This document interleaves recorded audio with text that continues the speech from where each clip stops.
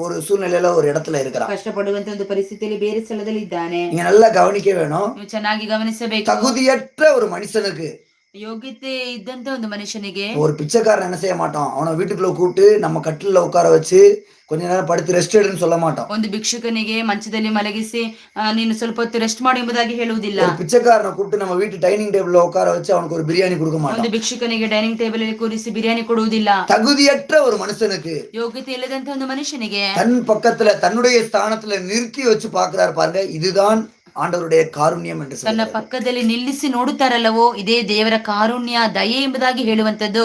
ஒரு பிச்சைக்காரனை கூட்டு கொண்டு வந்து ಒಂದು ಭಿಕ್ಷುಕನನ್ನು ತೆಗೆದುಕೊಂಡು ಬಂದು அவனை குளிப்பாட்டி ಅವನಿಗೆ ಸ್ನಾನ அவனுக்கு ಮಾಡಿಸಿ சேவிங் பண்ணி ಅವನಿಗೆ ಶೇವಿಂಗ್ ಮಾಡಿ அவனுக்கு புது ட்ரெஸ் போட்டு ಅವನಿಗೆ ಹೊಸ ಬಟ್ಟೆ ಹಾಕಿ தன்னுடைய வீட்டுல தன்னோடு கூட சேர்த்து தங்க வைக்கிற அனுபவம், ತನ್ನ ಮನೆಯಲ್ಲಿ ತನ್ನೊಂದಿಗೆ ಇಟ್ಟು ಸೇರಿಸಿಕೊಳ್ಳುವಂತ ಒಂದು ಅನುಭವ. இதுதான் ஆண்டவருடைய காருண்யம். ಇದೇ ದೇವರ ಕಾರುಣ್ಯ. இது வேதத்துல நடந்திருக்குதாங்க.